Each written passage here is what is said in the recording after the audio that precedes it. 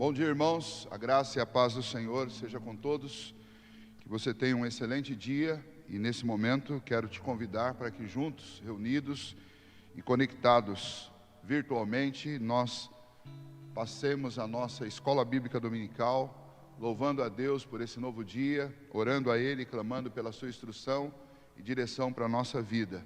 Portanto, gostaria de convidar você e sua família que está em casa, aqueles que estão aqui conosco, e todos abram suas Bíblias na carta do apóstolo Paulo aos Romanos, no capítulo de número 4.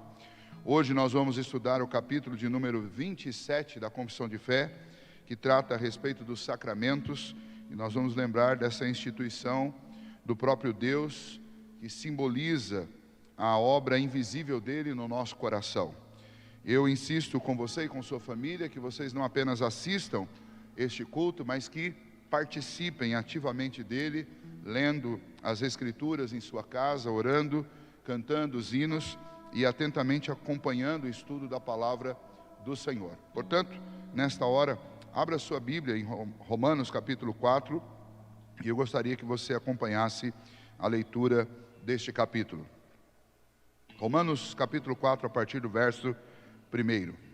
Que, pois, diremos ter alcançado Abraão, nosso pai, segundo a carne? Porque se Abraão foi justificado por obras, tem de que se gloriar, porém não diante de Deus. Pois que diz a Escritura? Abraão creu em Deus e isso lhe foi imputado por justiça. Ora, ao que trabalha, o salário não é considerado como favor, e sim como dívida. Mas ao que não trabalha, porém crê naquele que justifica o ímpio, a sua fé lhe é atribuída como justiça. E é assim também que Davi declara ser bem-aventurado o homem a quem Deus atribui justiça independente de obras. Bem-aventurados aqueles cujas iniquidades são perdoadas e cujos pecados são cobertos. Bem-aventurado o homem a quem o Senhor jamais imputará pecado. Vem, pois, esta bem-aventurança exclusivamente sobre os circuncisos ou também sobre os incircuncisos? Visto que dizemos, a fé foi imputada a Abraão por justiça. Como, pois, lhe foi atribuída, estando ele já circuncidado ou ainda incircunciso? Não no regime da circuncisão, e sim quando incircunciso, e recebeu o sinal da circuncisão como selo da justiça da fé que teve quando ainda incircunciso, para vir a ser o pai de todos os que creem, embora não circuncidado, a fim de que lhes fosse imputada a justiça, e pai da circuncisão, isto é, daqueles que não são apenas circuncisos, mas também andam nas pisadas da fé que teve Abraão, nosso pai, antes de ser circuncidado. Não foi por intermédio da lei que Abraão ou a sua descendência coube a promessa de ser herdeiro do mundo, e sim mediante a justiça da fé. Pois, se o da lei é que são os herdeiros, anula-se a fé e cancela-se a promessa, porque a lei suscita ira, mas onde não há lei, também não há transgressão. Essa é a razão porque provém da fé, para que seja segundo a graça, a fim de que seja firme a promessa para toda a descendência, não somente ao que está no regime da lei, mas também ao que é da fé que teve Abraão. Porque Abraão é pai de todos nós, como está escrito, por pai de muitas nações te constituí, perante aquele no qual creu, o Deus que vivifica os mortos e chama à existência as coisas que não existem. Abraão, esperando contra a esperança, creu, para vir a ser pai de muitas nações, segundo lhe fora dito, assim será a tua descendência. E sem enfraquecer na fé, embora levasse em conta o seu próprio corpo amortecido, sendo já de 100 anos, e a idade avançada de Sara, não duvidou por incredulidade da promessa de Deus, mas pela fé se fortaleceu, dando glória a Deus, estando plenamente convicto de que ele era poderoso para cumprir o que prometera, pelo que isso lhe foi também imputado para a justiça. E não somente por causa dele está escrito que lhe foi levado em conta, mas também por nossa causa, posto que a nós, igualmente, nos será imputada, a saber, a nós que cremos naquele que ressuscitou dentre os mortos, a Jesus, nosso Senhor, o qual foi entregue por causa das nossas transgressões e ressuscitou por causa da nossa justiça. Nós louvamos a Deus porque a fé e a salvação que temos, ela não é por obras da lei, mas é pela graça do Senhor, concedida a todos aqueles que creem no Senhor e nas suas promessas. De todos nós que somos descendentes de Abraão, não de sangue, mas descendemos da fé, porque temos em nosso coração a mesma fé que o nosso pai Abraão teve. Por isso somos um só povo, um mesmo Israel de Deus, espalhado sobre a terra e por todas as gerações e por todas as eras. O povo de Deus, o povo que é salvo mediante a fé em Cristo Jesus. Você que faz parte desse povo, ore comigo nesse momento e vamos agradecer a Deus por esse dia que Ele nos deu. Ó bondoso Deus, muito obrigado, Senhor, porque até aqui o Senhor nos tem guardado e abençoado. Obrigado a Deus por esse novo dia, por esta nova semana. Ó Deus, nós temos a certeza que com Ele e com estes novos dias que vêm pela frente, o Senhor continuará a nos sustentar, renovando sobre nós a Tua bondade e a Tua misericórdia. Nós temos plena certeza, ó Deus, que cada dia que passa, estamos mais próximos de ver completado, ó Deus, toda a história que o Senhor escreveu, e todas as Tuas promessas, ó Deus, estão muito próximas de serem cumpridas na sua totalidade, na nossa vida, na vida da igreja, na vida das nossas famílias, na história desse mundo. Por isso nós Te louvamos, ó Deus, porque pela fé avançamos, e avançamos, ó Deus, seguros, porque o Senhor nos tem guardado. Ajuda-nos, ó Deus, nesse dia e nos dias que virão, que possamos, ó Deus, viver de tal maneira que o Senhor se agrade de nós. E para isso, ó Deus, fortalece-nos, enchendo-nos com Teu Espírito, iluminando nossa mente para compreender a Tua palavra, e, ó Deus, dando-nos força, capacitação para obedecê-la. Sim, ó Deus, abençoe cada família, cada pessoa que assiste, ó Deus, este culto hoje ou depois, que o Senhor possa falar a cada coração, e que o Senhor, ó Deus, nos edifique e nos anime. Perdoa os nossos pecados, ó Deus, somos falhos e erramos em muitas coisas, mas confiamos na misericórdia do Senhor e no perdão que há no nome de Jesus. Assim oramos, ó Deus, e no nome dEle entregamos nossas vidas diante do Senhor nesta manhã. Recebe o nosso louvor, ó Deus bendito. Amém. Cantemos ao Senhor nesse momento 2 hinos e adoremos a Ele com o nosso coração, na sinceridade da nossa alma, exaltemos o nosso Deus.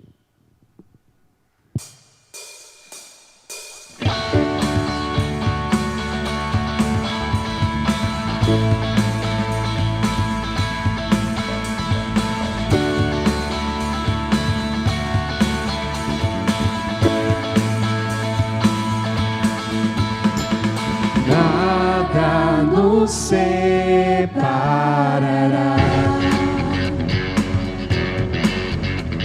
dos braços do Teu grande amor. De longe ouvimos o amor que chama, paixão profunda, bondade e graça se derramando. Tão profundo, tão imenso e cobre-nos, é furioso, poderoso e abraça-nos. Só Ele pode devolver a vida aos corações. O Pai que Seu Filho nos deu, o Filho que por todos morreu, em nós derrama amor e graça e nos convida à sua mesa, nos alcançando. É tão profundo, tão imenso e cobre-nos, é furioso, poderoso e abraça-nos. Só Ele pode devolver a vida aos corações. É tão profundo, tão imenso e cobre-nos, é furioso, poderoso, e abraça-nos. Só Ele pode devolver a vida aos corações, a vida aos corações, a vida aos corações,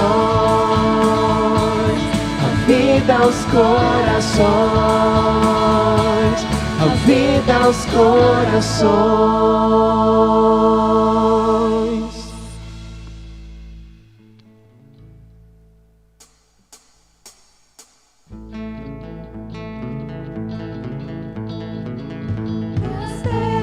Forte é o nosso Deus,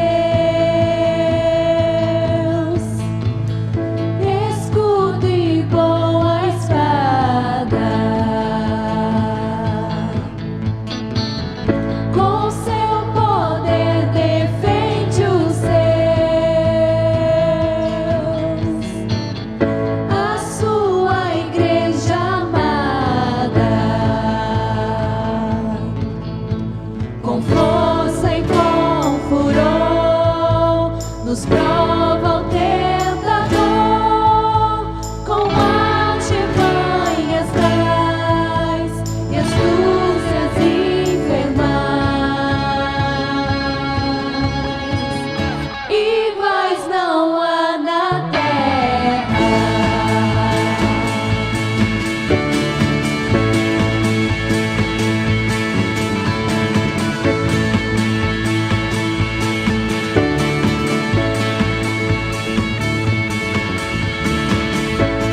Nossa força nada faz,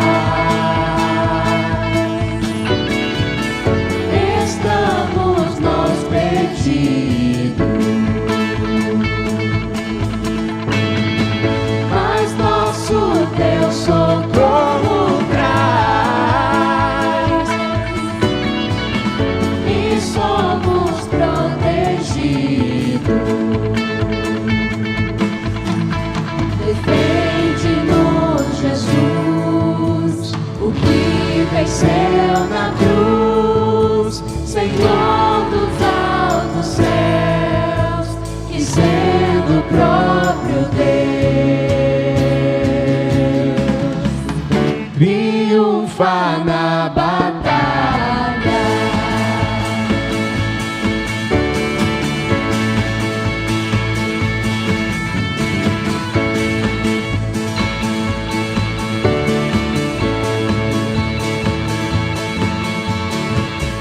Sim, que a palavra ficará. Sabemos com certeza, Pois ela nos ajudará com armas de defesa. Se temos de perder, família vens poder, embora a vida vá, por nós Jesus está e nos dará seu reino.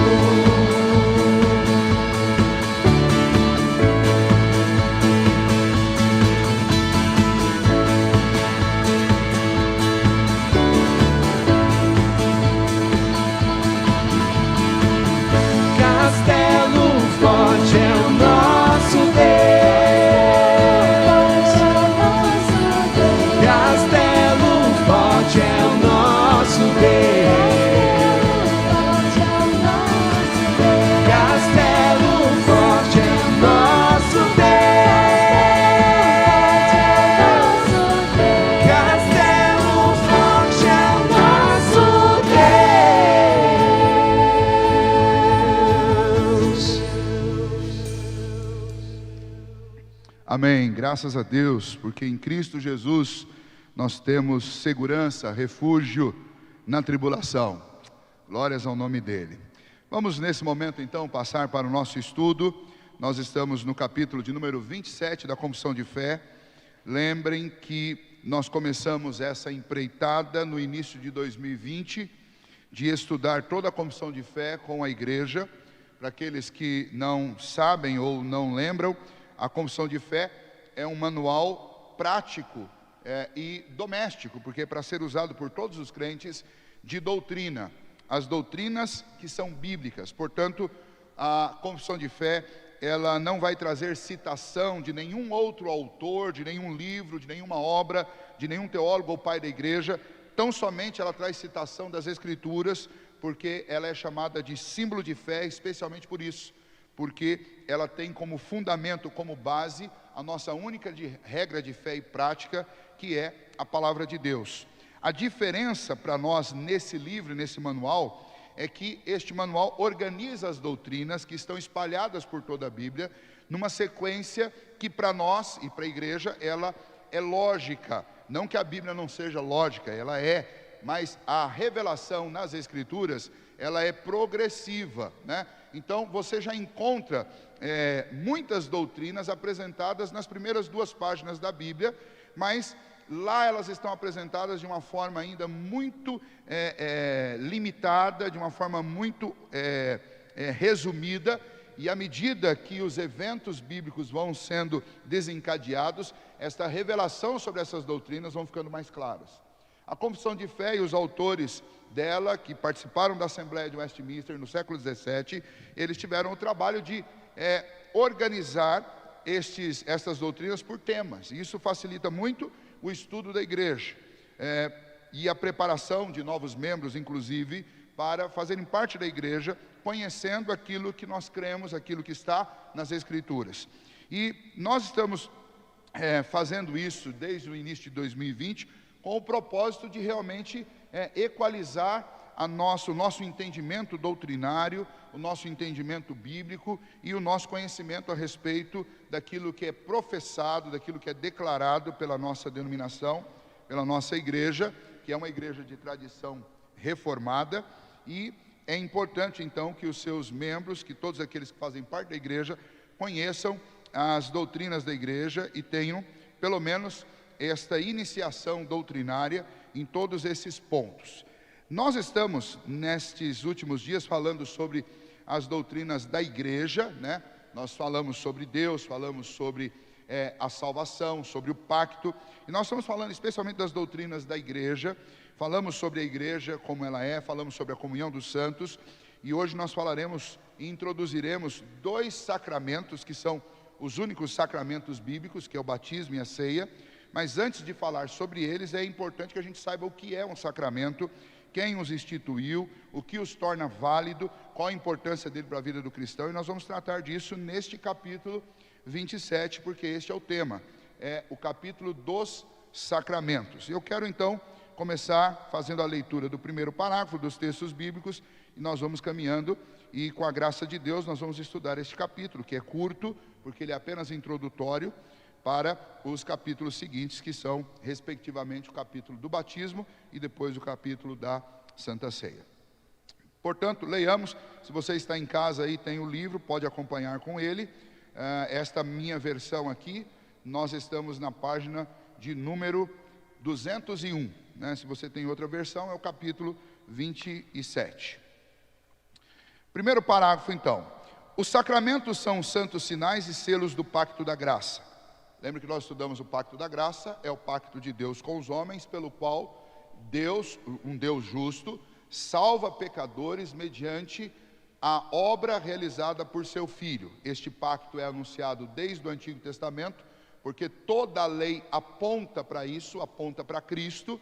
Ele cumpre a lei e ele oferece um sacrifício pagando a minha dívida com Deus.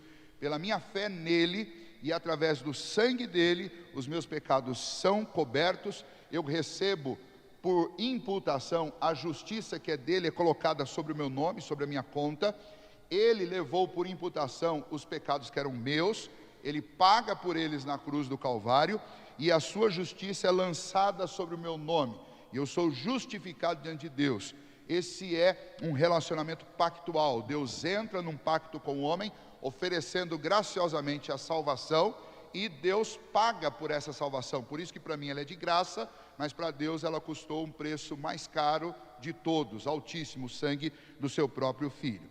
Então, os sacramentos são santos sinais e selos do pacto da graça, imediatamente instituídos por Deus para representar Cristo e seus benefícios e confirmar o nosso interesse nele, bem como para fazer uma diferença visível entre os que pertencem à igreja e o restante do mundo, e solenemente obrigá-los ao serviço de Deus em Cristo, segundo a sua palavra.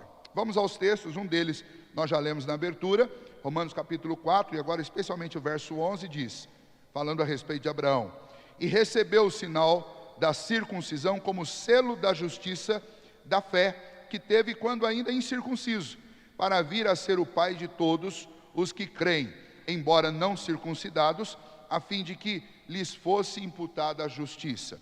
O que Paulo está dizendo é que a circuncisão, que veio como um sinal do pacto, ela foi instituída e foi ordenada a Abraão depois que Abraão já tinha sido justificado pela fé que ele teve em Deus. Ele creu em Deus primeiro, para que depois ele recebesse a circuncisão. Portanto, a circuncisão é um sinal do pacto, ela não é o pacto, e ela não provoca o pacto. A circuncisão é um sinal do pacto.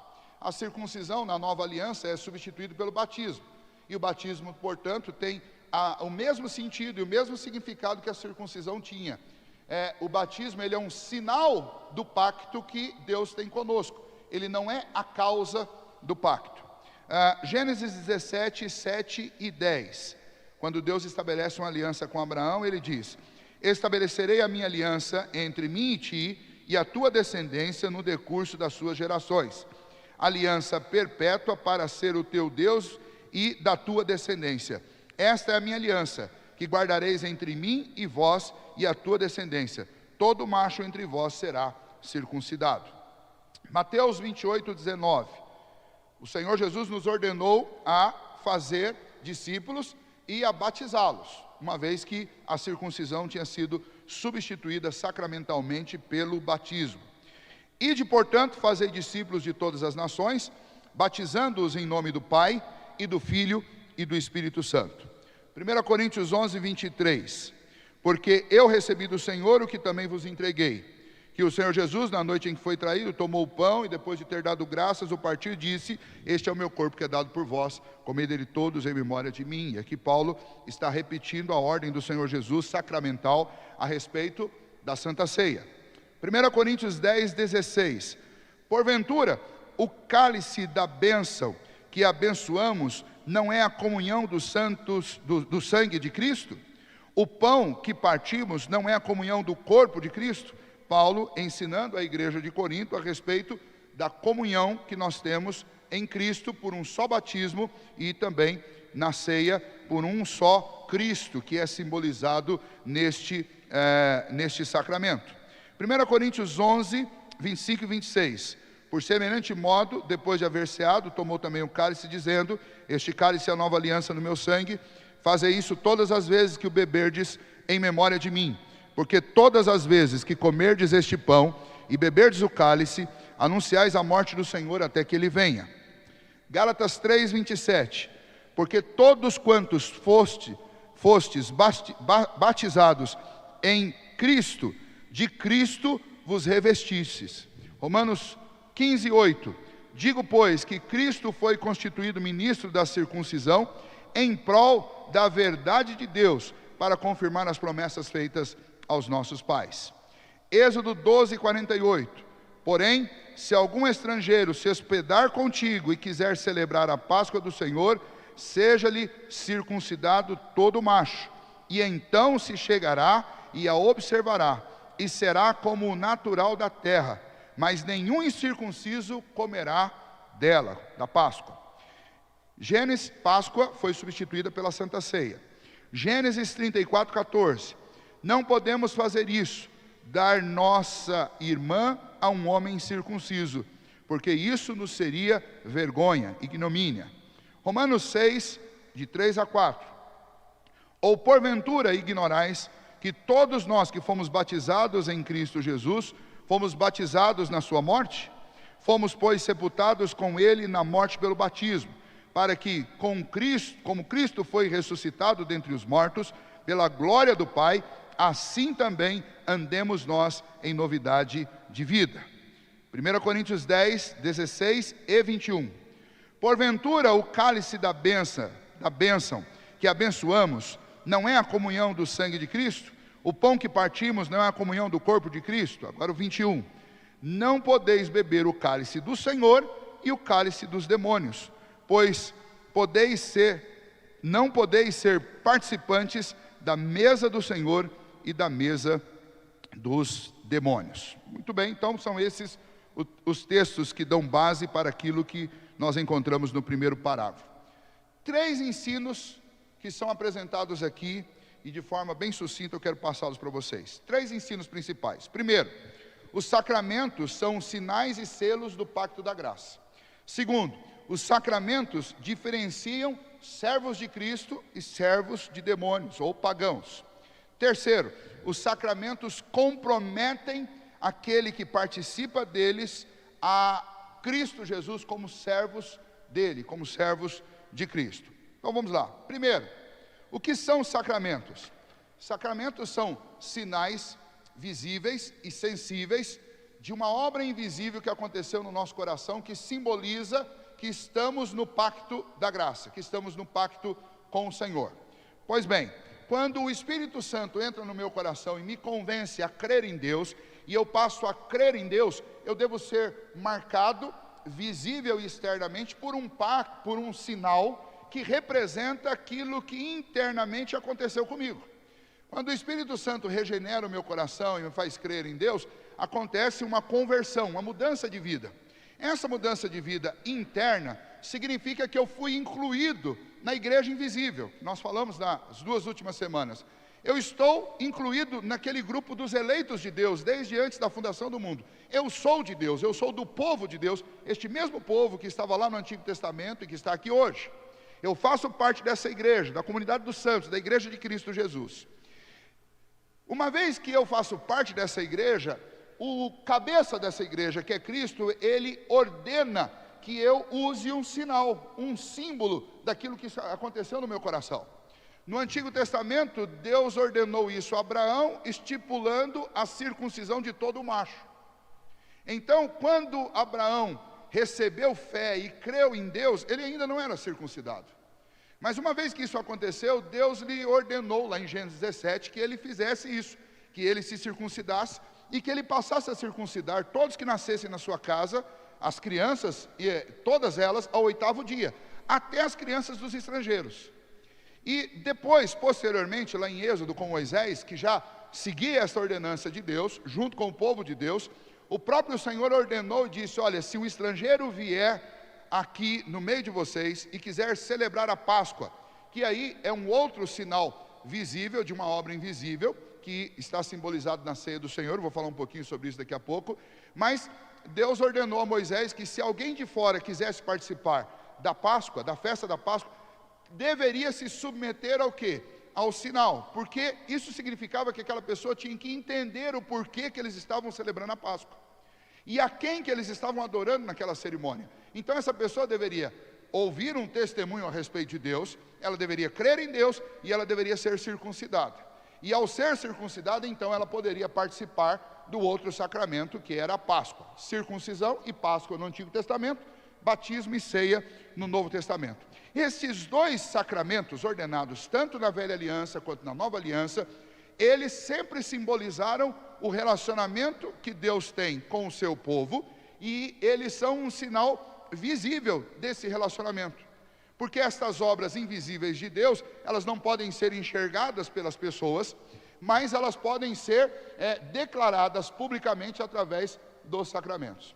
Sacramentos não são escolhidos nem estipulados pelos homens, mas sacramentos eles são escolhidos e determinados pelo próprio Deus. Deus proibiu que nós fizéssemos imagens e esculturas e qualquer coisa que tentasse dar forma, dar uma imagem, dar visibilidade à Trindade, que é invisível. Deus proibiu de nós fazermos isso. Então eu nunca vou poder escolher um sacramento para simbolizar Deus e a sua obra. Mas o próprio Deus pode escolher um sinal visível e sensível daquilo que Ele faz e daquilo que Ele é.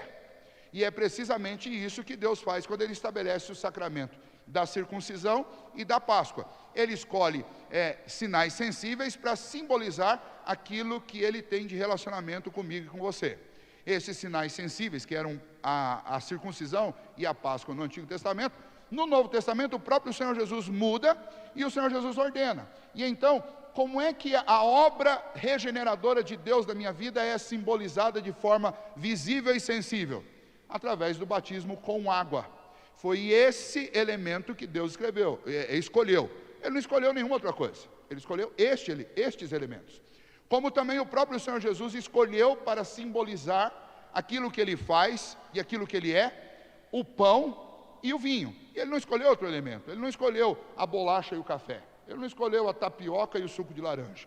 Ele escolheu o pão e o vinho. São sinais sensíveis para simbolizar uma obra invisível realizada por Cristo Jesus. É isso que um sacramento é.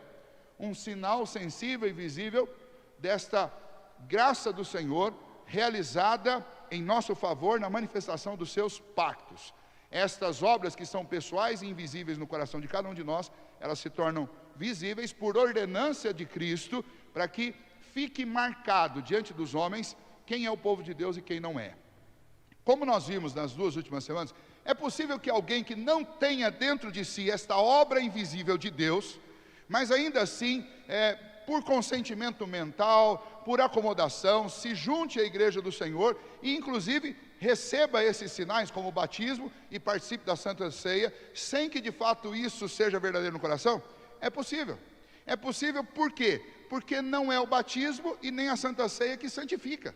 Eles apenas simbolizam uma obra que já deve estar acontecendo na vida da pessoa. Mas como esta obra é absolutamente particular e ela é absolutamente subjetiva na vida da pessoa, não tem como uma igreja conseguir testar uma pessoa ao ponto de ter absoluta certeza de que ela não esteja dissimulando. A igreja vai ter meios e nós vamos olhar para o testemunho de cada pessoa quando essa pessoa estiver convivendo com a igreja e buscando o batismo, a fim de diminuir a hipótese de alguém dissimular, e a gente vai se esforçar ao máximo nisso, mas não significa que a gente vai conseguir ler o que está na mente das outras pessoas. Então, é possível que dentro da igreja alguém entre e participe desses sacramentos e ainda assim não seja um verdadeiro crente? Sim, é possível. Por quê? E nós vamos ver isso nos próximos parágrafos. Porque o batismo e a Santa Ceia, o sacramento, ele não tem poder salvífico, não é ele que tem o poder do pacto. Ele pode ser administrado sobre uma pessoa e essa pessoa pode não ser salva, porque ele não salva, né?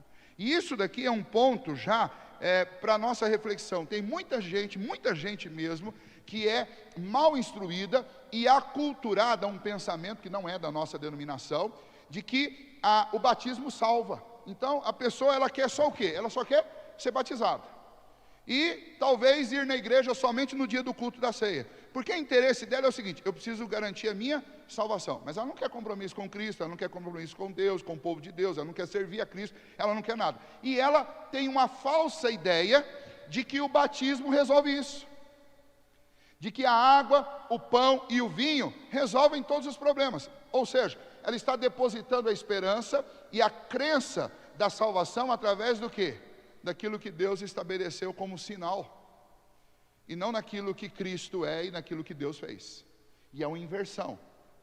Sacramento é um sinal, um selo do pacto da graça. Ele não é o selo e ele não é o pacto da graça. Ele é um sinal, um selo do pacto da graça. É isso que precisa ficar claro e é isso que esses textos eles nos ajudam a entender. Os sacramentos, portanto, servem para nos diferenciar, né, aqueles que são verdadeiros crentes, nos distinguir como servos do Senhor neste mundo. Portanto, para participar de uma igreja, para ser membro de uma igreja evangélica, é necessário que você se submeta a esse sacramento. E como isso acontece? Você ouve o Evangelho e crê em Cristo Jesus. O Espírito Santo penetra no seu coração, te convence da verdade através da palavra. E uma vez que você crê e a sua vida passa por uma mudança, você quer então obedecer a Cristo e você quer andar junto com as pessoas que estão na mesma direção que você, que obedecem a Cristo, que buscam a Cristo, que tropeçam e caem, mas estão indo em direção àquilo que o Senhor nos prometeu. E aí você quer se juntar a esse povo, e logo você descobre que o Deus em quem você creu, Ele estabeleceu o batismo como um meio para que você faça parte da igreja dele. Então você vai entrar em uma classe de novos membros e você vai aprender sobre as doutrinas. Vai aprender sobre Bíblia, você vai começar a ler a Bíblia, vai começar a orar, e você vai descobrir essas doutrinas. E uma vez que você vai solidificando esse entendimento na sua vida, essas doutrinas, a sua vida, o seu comportamento, eles vão mudando. E a igreja, a partir dessa observação, ela introduz você na igreja, na instituição visível, através da realização do sacramento, que você quer. Por quê? Primeiro porque você está em Cristo, e você quer o símbolo desse pacto, dessa graça sobre a sua vida. Segundo, porque Cristo ordenou que você fizesse isso, e você quer fazer. Terceiro, porque é necessário a igreja, para que você participe dela, que você cumpra esses requisitos. E então você entra na igreja, a partir do momento que você professa publicamente a sua fé e recebe o batismo. Mas o batismo não é o que torna você um crente. O batismo é o que declara que você já é um crente. Ok? Então, é para isso que serve, para nos identificar, nos distinguir. Olha, ali vai um membro da igreja presbiteriana do Brasil. Mas como é que você sabe que ele é membro? Não, ele professou a fé lá e ele foi batizado lá. Ele é membro da igreja. E da minha parte, quando eu passo na frente da minha igreja, essa é a minha igreja. Mas por que é a sua igreja? Porque eu fui convertido a Cristo Jesus, eu procurei essa igreja, eu fui batizado nessa igreja, fiz minha pública profissão de fé, e eu tenho um compromisso com Deus e com essa igreja, porque eu faço parte dela.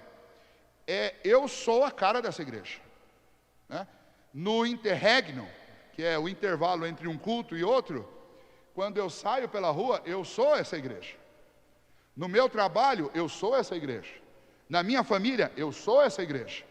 Eu sou membro dessa igreja, eu sou parte do corpo, né? Imagine uma igreja como um corpo que tem mãos, tem dedos, tem pés, tem dedos, tem braços. Eu sou parte desse corpo, né? Eu estou inserido nele. Então, aonde eu estiver, a minha igreja aí está. Nós vimos bastante sobre isso. Então, o sacramento, ele me distingue como membro, como servo de Cristo, como membro de uma igreja visível, mas ele me distingue também como membro da igreja invisível. Para a maioria das pessoas, quando você falar isso, elas vão dizer simplesmente assim: então você é um crente, né? Então assim, sim, eu faço parte da igreja do Senhor Jesus, eu creio em Cristo Jesus, sou salvo pela graça, fui justificado pela fé em Cristo Jesus. Então você tem um compromisso com Cristo. Então, independente da sua denominação, as pessoas vão, sem teologia e sem entender o que estão dizendo, elas estão falando: você faz parte da igreja invisível, né? Que é o povo de Deus espalhado sobre essa terra. Sim, eu faço parte. E eu declarei visivelmente isso através do batismo, da minha pública profissão de fé. Então, nós somos distinguidos pelo sacramento. Terceiro, o sacramento, portanto, me compromete com Cristo, e esse compromisso é um compromisso de vida, não é um compromisso de cerimonial apenas. Esse compromisso não é apenas para o domingo à noite ou apenas para o dia do batismo.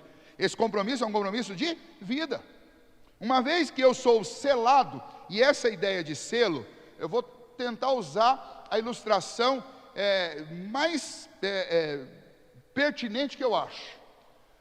Não sei quanto a vocês mais novos que estão aqui, mas o pessoal mais antigo, que já ou foi criado em sítio, já viveu em fazenda, ou já andou por lá, fez passeio, alguns animais, né, em sítios, especialmente quando você tem um pasto muito grande, e aí o dono da fazenda empresta, aluga o pátio para que outros animais fiquem se alimentando ali. O dono da fazenda, o que ele tem que fazer para distinguir o que é dele? Ele tem que ir lá e selar. Então eles esquentam lá, não lembro o nome daquilo, eles esquentam um ferro que tem uma marca, né, uma letra, alguma coisa do dono, e os animais são colocados ali no estábulo, e ele vem com aquele ferro lá e queima a pele do animal, e ela fica com aquele símbolo, né?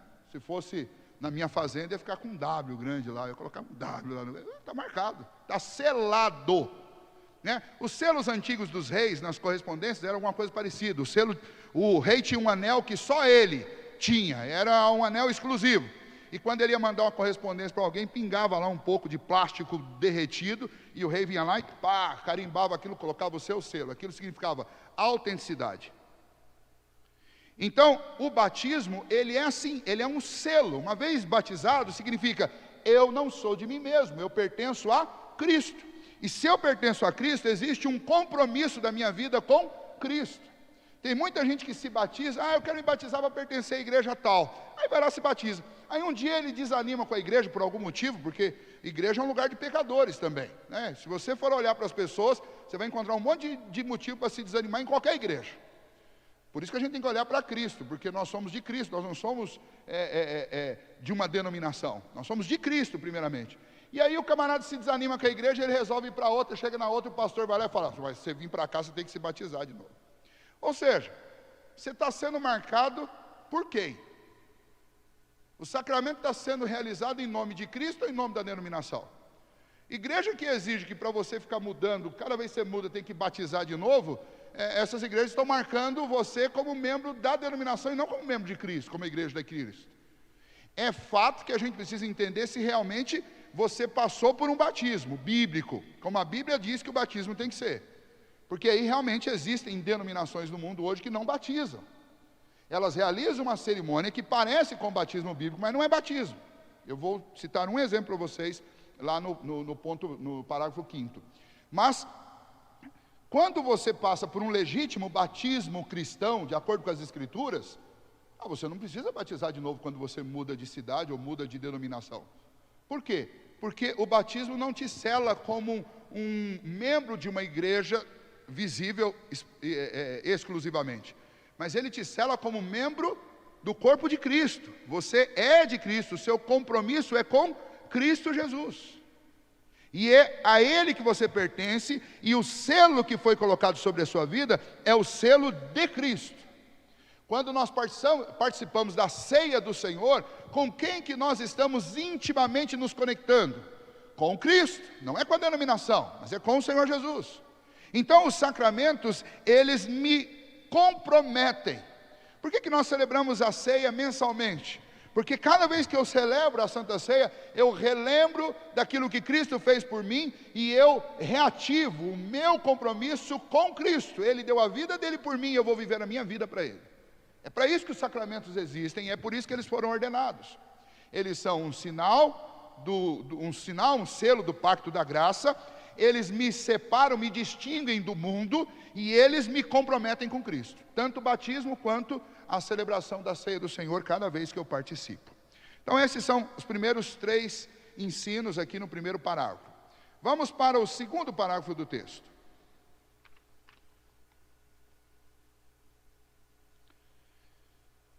Há em cada sacramento uma relação espiritual ou união sacramental entre o sinal e a coisa significada. Por isso, os nomes e efeitos de um são atribuídos aos outros. Ou seja, Deus escolhe um sinal sensível e atribui ao sinal sensível aquilo que ele simboliza.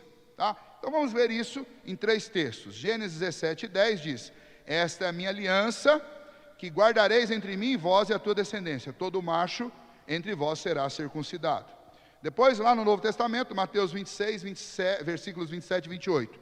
A seguir tomou o cálice e, tendo dado graças, o deu aos discípulos, dizendo: bebei dele todos, porque isto é o meu sangue. Ou seja, o cálice continuava sendo um cálice de vinho, mas Jesus atribuiu um sentido espiritual para ele. Disse: este é o meu sangue. O elemento não muda, mas ele adquire um significado, um sentido espiritual. Este é o meu sangue, o sangue da nova aliança, derramado em favor de muitos, para a remissão de pecados. Tito 3:5. Não por obras de justiça praticadas por nós, mas segundo a sua misericórdia, ele nos salvou mediante o lavar regenerador e renovador do Espírito Santo. Bom, vamos lá. Então, o que nós observamos aqui? Primeiro, o batismo, que é um ingresso no corpo de Cristo, ele estabelece uma relação entre a obra de Cristo e a água que está ali simbolizando o lavar regenerador do Espírito Santo de Deus na minha vida. A Santa Ceia, que é esse momento de comunhão íntima com o Senhor, assim como lá no pacto batismal, lá no batismo, na Santa Ceia, Deus estabelece um sentido, um significado para esta ceia, e esse significado é exatamente o alimentar-se do corpo e do sangue de Cristo, que estão ali simbolizados e estão ordenados como corpo e sangue de Cristo, sem que haja transmutação dos objetos. Então, a ideia é a seguinte, a ideia é que o Senhor Jesus, que é o dono do universo, o Senhor Deus, Ele autorizou um sinal.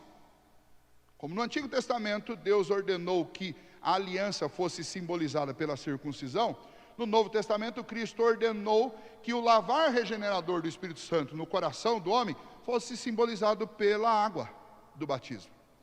No tempo de Jesus, existiam muitos batismos. A palavra batismo era usada para as lavagens que eram feitas, as purificações que eram feitas, desde as purificações que aconteciam para você entrar na casa de um amigo seu, né, como hóspede, a participar de uma refeição, ou a entrar no templo, fazer purificação, ou quando você estava arrependido de alguma coisa, como João batizava nas águas do Jordão, aquele batismo de João é chamado de batismo do arrependimento, porque ele pregava e chamava as pessoas a se arrependerem, e como é que elas declaravam, demonstravam simbolicamente que elas estavam arrependidas? João as batizava, e assim elas eram simbolicamente purificadas dos seus pecados. Quando Cristo ordena a água como o símbolo deste pacto dele com o homem, ele está dando à água o significado de lavar regenerador do Espírito Santo de Deus. É isso que significa.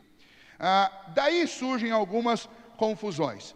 O sinal que o Senhor ordenou para o batismo foi a água, porque é aquilo que estas cerimônias de lavar significavam. Esqueci de dizer isso. Todos esses ritos de purificação, antes da refeição, antes de entrar na casa de uma pessoa, antes de ir à igreja, lá no momento de culto ou no batismo, todos esses ritos de purificação, eles recebiam o mesmo nome, e o nome é batismo, que significa nada mais nada menos do que lavar, limpar. Tá? Quando Jesus ordena o batismo com água, ele está dizendo o seguinte: o sinal que eu estou escolhendo para simbolizar o pacto da graça que em vocês foi realizado, porque o Espírito Santo entrou no coração de vocês e regenerou, ou seja, vocês estavam mortos, o Espírito Santo entrou, vivificou vocês e os fez crer em Deus e se arrepender dos seus pecados. Esta obra do Espírito Santo, desse lavar regenerador, ela está simbolizada no batismo. Qual a confusão que as pessoas fazem, por exemplo? Existem denominações que acreditam e exigem que o batismo, o único batismo verdadeiro, seja exclusivamente o batismo por imersão.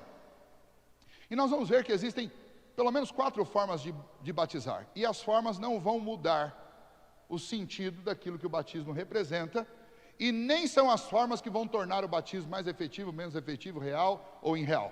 As formas são só formas, né? São apenas meios para um fim. Tá? Então as formas não são importantes. Mas, vamos lá. Mas se for dada à forma um sentido, né, que elas não têm, aí você não está realizando um sacramento, ou o sacramento do batismo. Vou dar um exemplo para vocês. Algumas denominações ensinam que o batismo tem que ser por imersão. E elas pegam um texto de Coríntios, que nós inclusive lemos aqui, de 1 Coríntios, onde Paulo fala: olha, se vocês foram realmente sepultados com Cristo pelo batismo, e aí assim, algumas denominações pegam esse texto para interpretar que você tem que ser batizado nas águas, e ser imerso nas águas. Por quê? Porque quando você é imerso nas águas, significa que você foi sepultado com Cristo. E quando o pastor vai lá e te puxa das águas, significa que você ressurgiu com Cristo. Ok, é a interpretação que eles estão dando. Qual que é o problema dessa interpretação? Vamos ver se vocês conseguem perceber. Sepultar e depois ressurgir com Cristo. Será que foi isso que Paulo disse? Bom, primeiro não foi isso que Paulo disse. Paulo está dizendo que no batismo nós entramos num pacto. Isso significa que uma vez que eu estou nesse pacto, a morte que Cristo sofreu, ela foi em meu lugar. Eu morri com Cristo, porque Ele estava lá me representando. Mas ali Paulo não está dando uma descrição visual, ilustrativa do que é o batismo, um sepultamento e uma ressurreição. Até porque se fosse isso, e aí que eu fiz a pergunta, vocês não notaram nada de errado desse simbolismo? Você sepulta a pessoa onde? Naquela época lá era colocado dentro de uma caverna, né? Então, se fosse para levar o pé da letra, tinha que deixar o camarada lá dentro de uma caverna, lá com a pedra na frente, 3 dias, depois tira ele de lá. Está batizado. Sepultado e ressuscitado. Se for na nossa cultura, por exemplo, a gente coloca 7 pães para baixo do chão. Então você não vai usar água, você vai usar o quê? Vai usar terra, né? Você pode, se o símbolo é enterrar e depois ressurgir, você vai usar terra, você vai enterrar o cara lá, deixa ele lá um tempinho, depois tira ele lá de dentro. Você sair vivo, beleza. É até um teste bom para ver se é um crente de verdade, né? Fica lá orando, clamando ao Senhor, depois você vai lá e tira ele lá de dentro. Então veja, não funciona, essa associação não funciona. Porque o símbolo que o Senhor Jesus autorizou foi a água. E o batismo, ele não simboliza a obra da crucificação, o pagamento vicário. O batismo simboliza que o Espírito Santo aplicou essa obra no meu coração. Isso é chamado de regeneração, obra regeneradora. O batismo, ele vai simbolizar e ele significa este pacto da graça que foi absorvido no meu coração, porque o Espírito Santo entrou na minha vida, me ressuscitou, que eu estava morto espiritualmente, me fez crer em Deus e me fez reconhecer os meus pecados. A gente chama esse pacote todo de obra da regeneração. Então eu não tenho que ir lá e afundar o cara na água e trazer ele de volta para dizer que agora eu estou realizando o batismo de verdade, né? Sepultei com Cristo e ressurgiu com Cristo. Não, esqueça, isso é uma interpretação equivocada. Agora, pastor, mas e se a gente está lá no acampamento, a classe de catecúmenos, os novos membros estão prontinhos aí, e o pessoal quer batizar lá na piscina, tem problema? Eu falei, claro que não. Se tiver um dia de calor, então, vamos reunir a igreja inteira lá em volta da piscina. Primeiro lá nós vamos fazer um ato solene, vamos fazer o seu batismo. Eu não vou te deitar na água e trazer você de volta, mas lá dentro da água, vou pegar uma água, vou jogar na sua cabeça, e depois que terminar o batismo, nós cantarmos, orarmos, celebrarmos aquela bênção do Senhor, nós vamos todo mundo aproveitar a piscina, né, e comer um churrasquinho de preferência. A forma como nós vamos batizar não vai alterar o que o batismo deve e é ordenado biblicamente significar. Ele significa um pacto da graça de Deus conosco, e especialmente o batismo, publicamente você declara que crê em Cristo Jesus e que a sua vida foi mudada por Cristo, através de uma obra do Espírito Santo que regenerou a sua alma. Isso é batismo. Então, nós precisamos entender isso. Você tem sinais, né? Você tem sinais sensíveis, visíveis, que são ordenados por Cristo para representar um benefício espiritual, uma obra espiritual. O batismo, o lavar regenerador do Espírito Santo de Deus. A Santa Ceia, uma união com Cristo naquilo que Ele realizou. Quando eu como do pão, significa que eu estou me alimentando de toda aquela obra de Cristo, de pagar a minha dívida. Ele levou sobre o seu corpo, sobre si, todas as minhas maldições. Ele sofreu no meu lugar, Ele me substituiu. Quando eu como do pão, o pão não deixa de ser pão, é pão, foi o que Jesus ordenou, pão. Eu pego o pão e me alimento dele, da mesma forma que os meus lábios e o meu estômago estão se alimentando de um pedacinho de pão feito de trigo, naquele ato solene diante de Deus, espiritualmente a minha alma está se alimentando do sacrifício de Cristo, daquilo que Cristo fez em meu lugar. Eu estou me conectando pela fé e me comprometendo com Cristo. Ele comprometeu a vida dele inteira, a vida inteira dele inteira, com a minha salvação. E eu estou me alimentando dessa obra da salvação e comprometendo toda a minha vida com Cristo. Estou comendo do corpo de Cristo. Quando eu bebo do cálice, o cálice de suco de uva ou de vinho não vai deixar de ser suco de uva ou de vinho. Ele, da mesma forma que aquele cálice de suco de uva ou de vinho vai tocar os meus lábios e o meu estômago, da mesma forma eu creio espiritualmente que o sangue de Cristo, que me purifica de todo pecado, que é o preço pago para que eu fosse incluído nessa nova aliança, porque não são os meus méritos, nem os meus sacrifícios, mas foi o mérito de Cristo e o sacrifício de Cristo que foi posto na minha conta. Quando eu bebo deste cálice, eu estou recebendo os benefícios da morte de Cristo e eu estou me comprometendo com isso. Então, os sacramentos são sinais sensíveis e visíveis que recebem uma significância espiritual e um poder espiritual. Por isso que eu não posso dispensar o batismo e nem a ceia. Nós estamos no momento agora que nós estamos sofrendo como igreja, é um sofrimento isso. Isso deve inclusive gerar uma santa expectativa no nosso coração, de nos ajuntarmos novamente para celebrarmos a ceia do Senhor.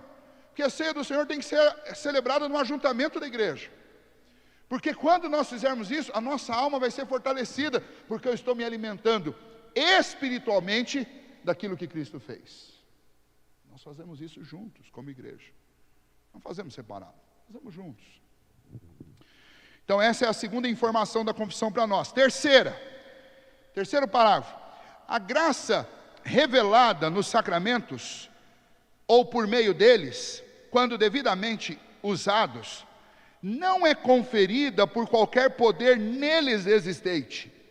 Nem a eficácia de um sacramento depende da piedade ou a intenção de quem o administra, mas da obra do Espírito e da palavra da instituição do sacramento, a qual, juntamente com o preceito que autoriza o uso dele, contém uma promessa de benefícios aos que dignamente o recebem.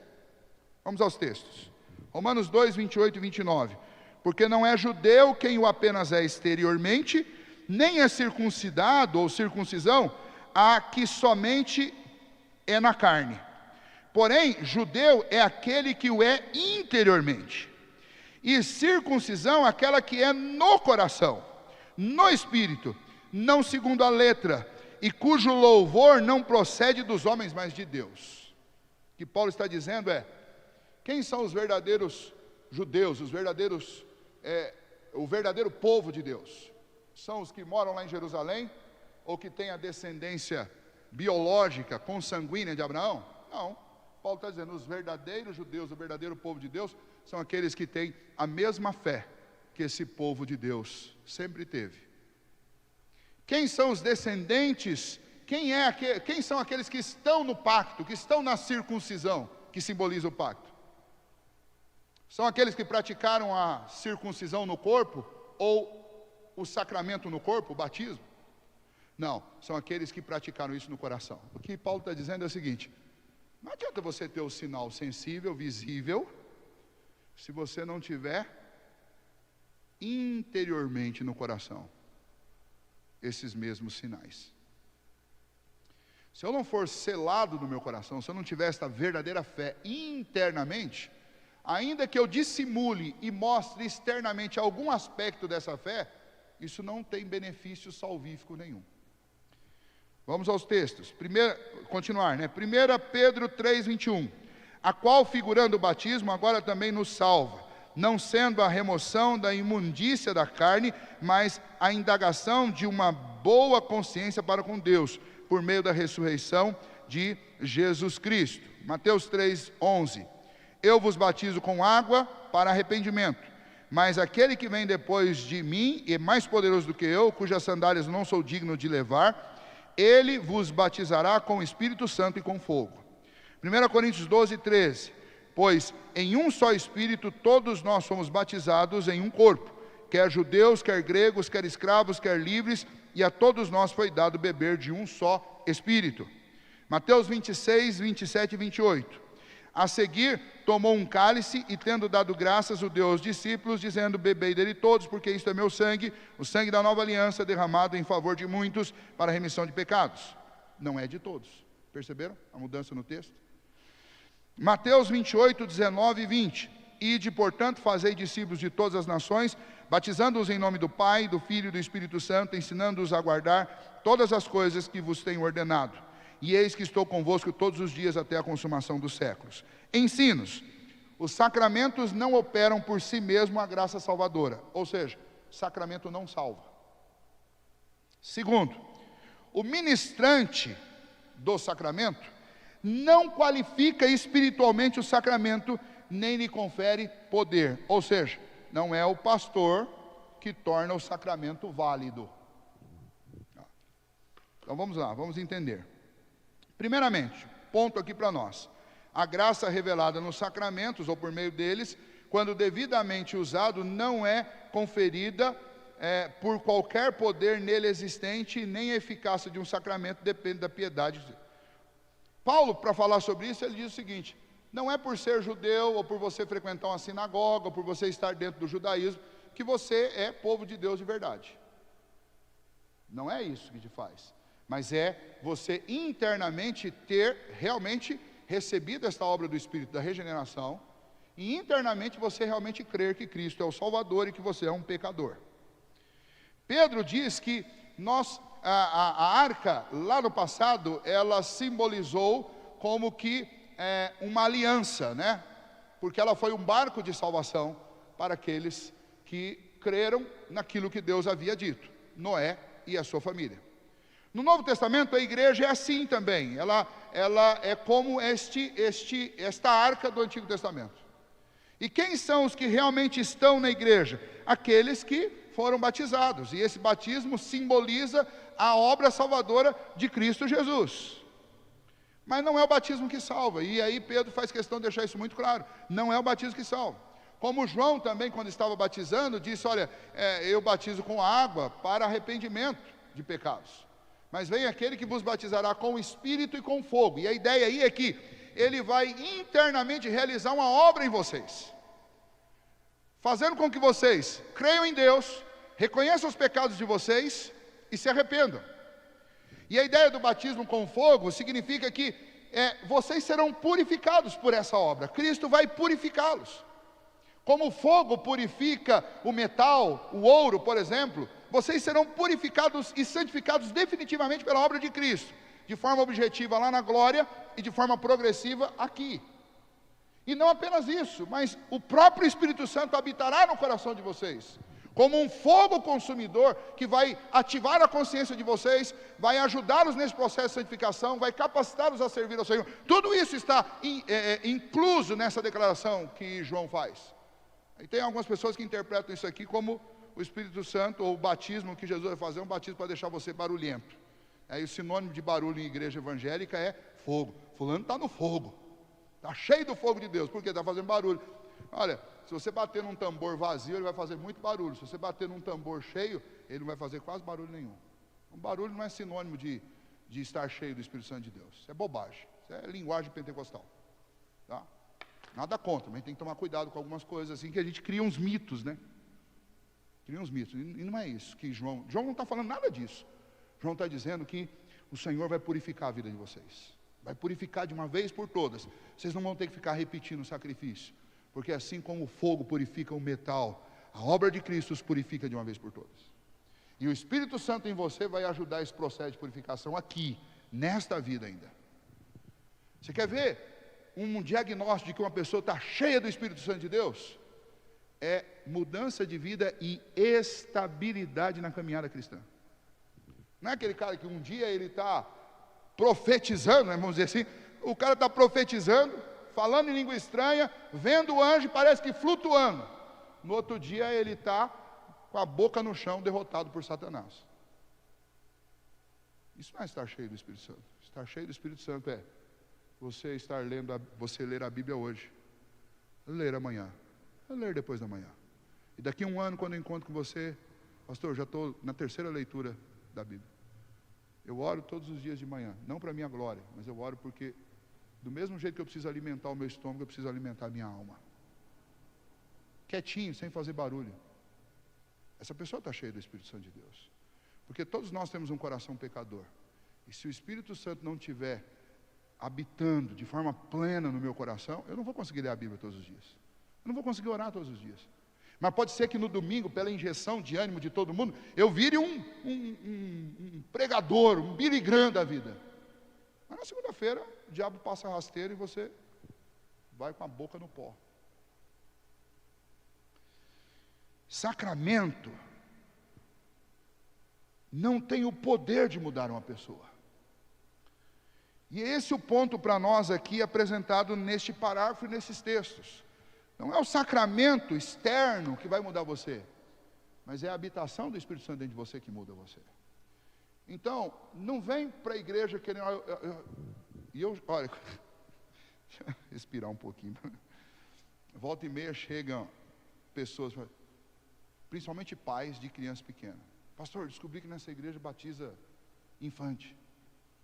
Eu preciso batizar meu filho. Preciso batizar meu filho. O que essas pessoas estão procurando, na verdade? Mas você é membro da igreja? Não, não sou. Mas você é membro de alguma igreja? Não, não sou. Mas eu acho bonito o batismo da igreja. E eu preciso garantir a salvação do meu filho. Ou seja, você está dando o poder de mudança para um ato que é um ato externo. Você está trocando o objeto por aquilo que simboliza o objeto. Você está trocando Deus por aquilo que simboliza a obra dele. Você está trocando Cristo pela água do batismo. Mas a água do batismo não tem poder. Só para te dizer, a gente tira ela da torneira, igual a torneira que tem na sua casa. Os diáconos trazem ela para cá, não passa por um processo de energização. É água. É uma água potável, limpa, né? Quando é criança, a gente ainda dá uma aquecida para não assustar os pequenininhos. Mas é água.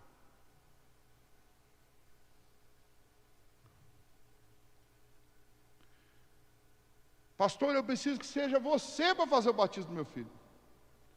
Eu batizo o pastor da minha igreja, tomei na dúvida. Minha família está na igreja, assim, olha, desde a primeira geração nós estamos lá. Aí está lá o pastor com 96 anos, mal consegue levantar a mão. Mas olha, ele batizou minha avó, batizou meu pai, me batizou e agora vai batizar meus filhos. E tem que ser ele. Tem que ser ele, porque somos a 4ª geração de crentes nessa família. O que o cara está querendo dizer com isso? Que o batismo realizado por aquele pastor é um batismo bom. Isso acontece em todas as denominações. Tem o padre batizador, né? Não, esse padre é bom para batizar criança. Eu gostei de um vídeo de um padre que eu vi batizando uma criança. Eu não sei de onde é aquele. Ele pega a criança assim, tem uma bacia de água. Ele enfia o moleque 1, 2, 3, 4, 5. Eu falei, esse moleque devia ficar correndo na igreja, para lá e para cá, arrumando encrenca lá, porque ele não era um recém-nascido. Eu acho que o padre está dando uma lição no moleque. Mas enfiou o moleque dentro da água com o corpo inteiro umas 4 vezes. Lá. Eu falei, e depois ainda deu uma chacoalhadinha no bichinho.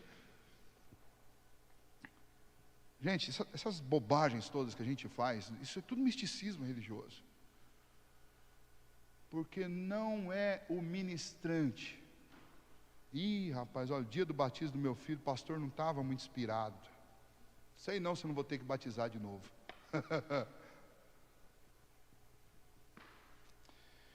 Não é o ministrante que confere poder e legitimidade ao batismo. Às vezes o ministrante é humano também. Às vezes o ministrante, vamos pensar uma situação aqui bem hipotética, nunca acontece, né?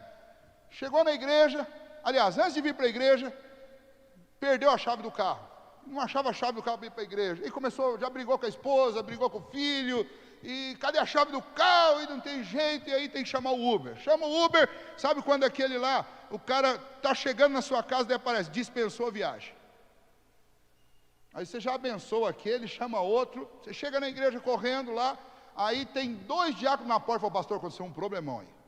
Eu falei, quem foi? Não, fulano com fulano brigaram aí, e aí não tem quem canta, porque elas duas estavam no louvor, e aí o pessoal do louvor está tudo bravo aí. Mas tem batismo do Joãozinho naquele dia. Aí você já chega lá para a turma do louvor, pastor, não vamos tocar, nós estamos chateados, e olha, não vai ter jeito. Mas tem alguém que pode tocar alguma coisa? A gente toca. Tem um fulano que toca, daí vai o tecladista lá. O guitarrista está olhando para o outro canto. E o pastor tem que cantar ali no meio. Mas aí a esposa do pastor está sentada do lado de cá, ele não quer olhar para cá. O filho está sentado do lado de cá, ele também não quer olhar para cá. Aí ele fecha o olho e olha para Deus. E tem que batizar o menininho.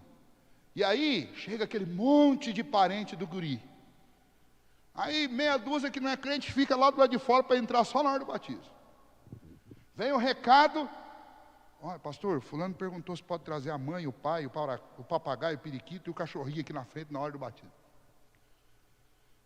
Pô, na hora de você batizar essa criança, se o batismo depender de você, você acha que esse batismo vai ser verdadeiro? Mas o coração do pai e da mãe está numa felicidade. E está numa confiança em Deus, porque Deus fez a promessa que a aliança é para mim, para os meus filhos, para os filhos dos meus filhos, e até para o estrangeiro que nascer na minha casa. Eu confio na palavra de Deus. O pastor está lá chateado, bravo, o cara do louvor está bravo, os diáconos estão bravos. Mas quem está se submetendo ao batismo, está olhando só para Cristo, não está olhando para o pastor, não está olhando para ninguém. A obra que aconteceu no coração deles é real, é verdadeira. Você acha mesmo que os problemas externos vão interferir nisso? Na sinceridade do que eles estão fazendo? Imagine o contrário que está todo mundo sinceramente adorando a Deus, uma paz extraordinária entre os músicos, os diáconos, a igreja, os familiares, o pastor, a família, está tudo funcionando 100%, mas o cara chega aqui lá por dentro e fala assim, eu só estou aqui porque minha mulher me exigiu. A mulher está aqui preocupada com a roupinha da criança, incomodado com o pastor, porque o terno do pastor não está combinando, vai ficar feio na foto. Ainda pediu para o pastor, na hora de dar, você tem aquele jeito de dar aquela saidinha de lado, para pegar bem, fotógrafo pegar bem de frente. O fotógrafo está aqui, você está falando, o cara está na sua cara aqui. Ó. Mas você está ali firme com Deus, fala, Senhor, abençoa. Mas quem está participando do batismo, não está conectado com a verdade invisível, com a obra invisível. Muito pelo contrário, está criando uma cena para poder ser colocado no Instagram depois. Então eu pergunto para vocês, qual batismo é real? O que é real é aquele que é sincero e verdadeiro por parte de quem está recebendo. Porque, vamos lembrar, o sacramento é um pacto e um selo visível de uma obra invisível no coração de quem? De quem o recebe? Da pessoa que vai ser batizada. E é ela com Deus. Nada externamente pode definir o que é e o que não é. Nada. Pois bem, o ministrante não determina a eficácia do que foi ministrado. Mas então qual é o critério? O critério é que seja algo realmente movido pelo Espírito de Deus, ou seja, eu só posso ir ao batismo, buscar esse batismo na minha vida, e eu só devo participar da ceia do Senhor se realmente eu estiver sendo movido ao sacramento pelo próprio Deus. Ele está falando ao meu coração, eu estou sentindo essas verdades e eu participo conscientemente, porque eu creio, eu aprendi nas Escrituras, eu creio nisso e internamente o Espírito Santo me convenceu disso. Então eu estou aqui porque eu quero declarar publicamente que eu creio em Cristo, que eu o amo, que o Espírito Santo mudou meu coração. É ceia, isso é batismo. Eu estou participando da ceia não porque eu mereço, mas eu estou aqui porque eu preciso. É a mesa da graça, eu preciso de comunhão com Cristo, eu preciso ser fortalecido. Eu creio que o que Ele fez foi em meu favor. Eu creio que o sangue dele derramado na cruz é o sangue da nova aliança. É por causa desse sangue que eu tenho comunhão com o Pai. Porque Cristo fez essa ponte. E quanto mais cheio de Cristo eu estiver, mais intimidade com Deus eu posso ter. E aí, a igreja, como instituição, tem o compromisso de realizar esses sacramentos de forma bíblica, de acordo com a instituição bíblica. É isso que torna o sacramento eficaz. A declaração de fé, que expõe publicamente aquilo que o Espírito Santo de Deus fez internamente, e a biblicidade é a obediência da instituição àquilo que foi estabelecido por Cristo na sua palavra. Quarto parágrafo. Há apenas 2 sacramentos ordenados por Cristo nosso Senhor no Evangelho: o batismo e a Santa Ceia do Senhor, nenhum dos quais pode ser administrado senão por ministros da palavra legalmente ordenados. Então vamos lá. Mateus 28:19. Ide, portanto, fazei discípulos de todas as nações, batizando-os em nome do Pai, do Filho e do Espírito Santo. 1 Coríntios 11:20 e verso 23. Quando, pois, vos reunis no mesmo lugar, não é a ceia do Senhor que comeis. Paulo está dizendo isso por quê? Ele está dizendo, quando vocês fazem uma refeição em conjunto, lá vocês juntam 3, 4 famílias, aquilo ali não é ceia. Ceia é quando nós estivermos reunidos em nome de Cristo e vocês estiverem sob a liderança, naquela época, de um apóstolo. Eram os pastores da igreja daquele tempo. E aí Paulo diz, porque eu recebi do Senhor o que também vos entreguei. Ou seja, Paulo, ele é ali um ministrante. Deus lhe deu essa função. Ele é um ministrante, ele é um obreiro daquela igreja. Eu recebi do Senhor o que também vos entreguei, que na noite em que o Senhor Jesus foi traído,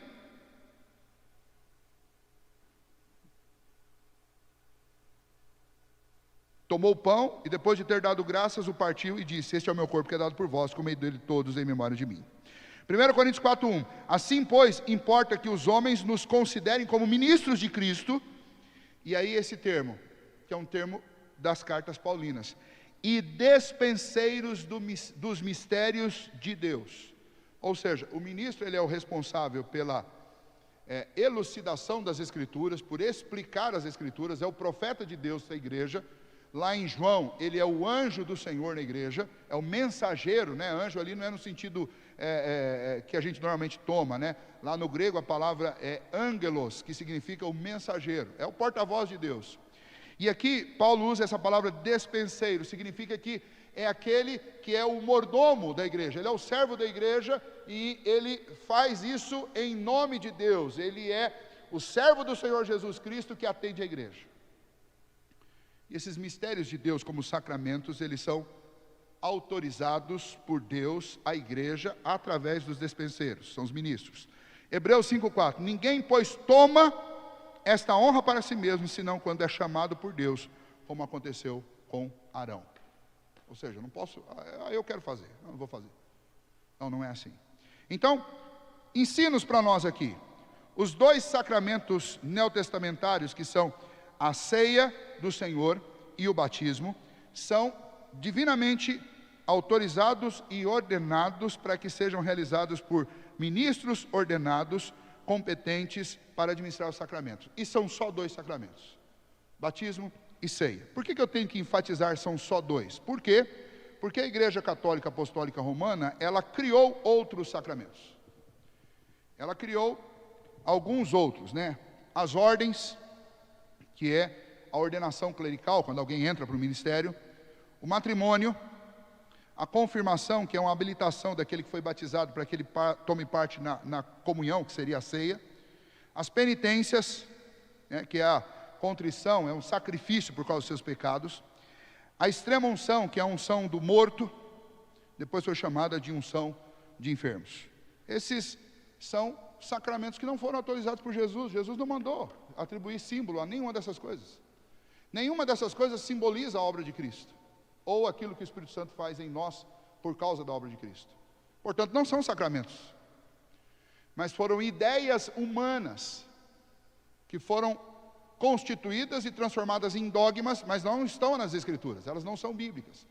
Não estão nas Escrituras, nem nos textos da Bíblia que nós usamos, que tem 66 livros, foi a Bíblia usada até o Concílio de Trento, e nem naqueles acréscimos que foram atribuídos dentro da Bíblia de Jerusalém pelos católicos.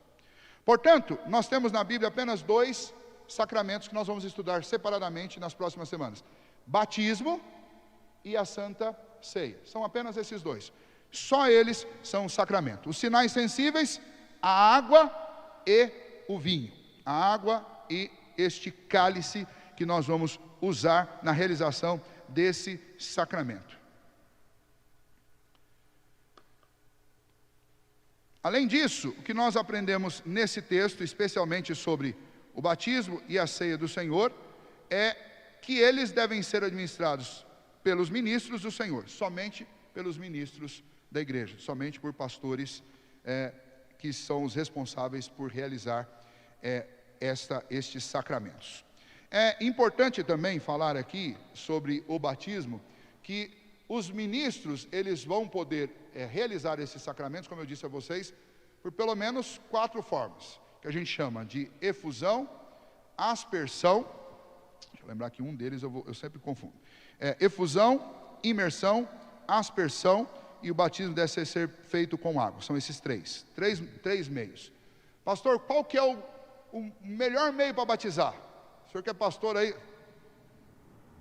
Olha, a gente vai encontrar na Bíblia, quando o povo atravessou pelo Mar Vermelho, aqueles 2 paredões de água, e eles passaram a pé enxutos, é feita uma referência no Novo Testamento sobre aquilo, chamando aquilo de batismo. E ali foi uma efusão. É como você pegar um borrifador de água e ficar jogando nas pessoas. Imagina aquele paredão de água, ali tinha um borrifar de água sobre as pessoas. Isso é batismo. O batismo pode ser feito assim? Pode. Aspersão. Você pega a água lá e asperge sobre a pessoa. Tá? E imersão é quando você realmente mergulha a pessoa. Só que no caso da imersão, especialmente, é necessário um cuidado muito grande para não dar outro sentido que aquilo que eu já falei para vocês, usando o texto lá de 1 Coríntios. Não é esse o sentido. Ali não, o batismo não simboliza ser sepultado com Cristo e ressuscitado com Cristo. Tá? O batismo não simboliza isso. Então, agora, pastor, se alguém da igreja quiser mesmo uma forma... primeiro, por que a igreja presbiteriana batiza por aspersão? Bom, primeiro porque a maioria das vezes na Bíblia que aparece batismo, o batismo é por aspersão. E nós vamos estudar bastante isso no capítulo de batismo. Por quê? Porque não havia essa possibilidade de fazer esses batismos por imersão como existe no dia de hoje. Pastor, mas lá no Jordão, João não batizava lá por imersão, não afundava o povo? Não, de jeito nenhum. O Jordão, agora em alguns lugares, eles fizeram lá um tanque, eles represaram a água do Jordão para poder batizar os turistas que vão lá e querem batizar no Jordão, como se, vamos voltar, lembra o problema da confusão com o sacramento? Como se a água do Jordão fosse... Tem gente que viaja e supostamente, eu acho meio impossível isso, trazem lá uma garrafa de água do Jordão para fazer o batismo aqui no Brasil de um cara com água do Jordão. Gente, para com isso. Isso aí, olha, isso é o pior tipo de misticismo que existe. Tá? Mas hoje em dia tem lugar lá em Jerusalém que estancaram as águas do Jordão para fazer batismo. Mas deixa eu dizer uma coisa para vocês. O Jordão sempre foi um riacho, a água não dá mais do que 20, 30 centímetros.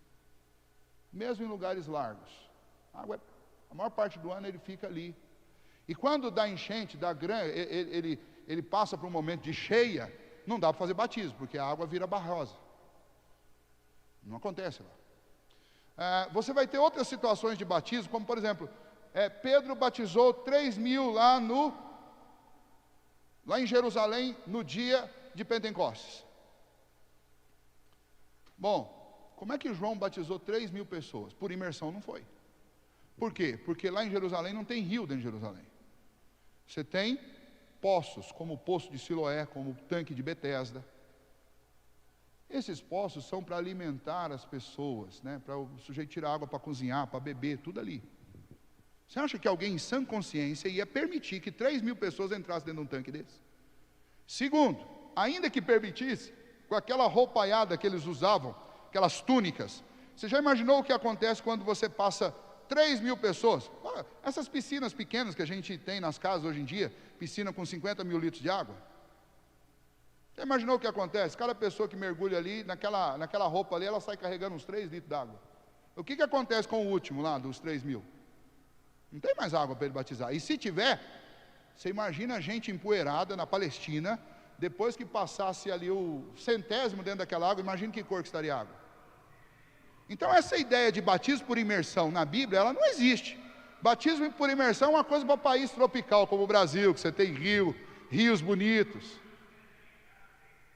Para a gente do século XX, que pode construir piscina até dentro da igreja, atrás do púlpito. Aí você pode batizar por imersão. Mas o batismo que a gente vai encontrar na maior parte da Bíblia é o batismo ou por efusão ou por aspersão. É por isso que a igreja presbiteriana adota, até porque fica muito fácil de você realizar uma cerimônia do batismo dentro da igreja.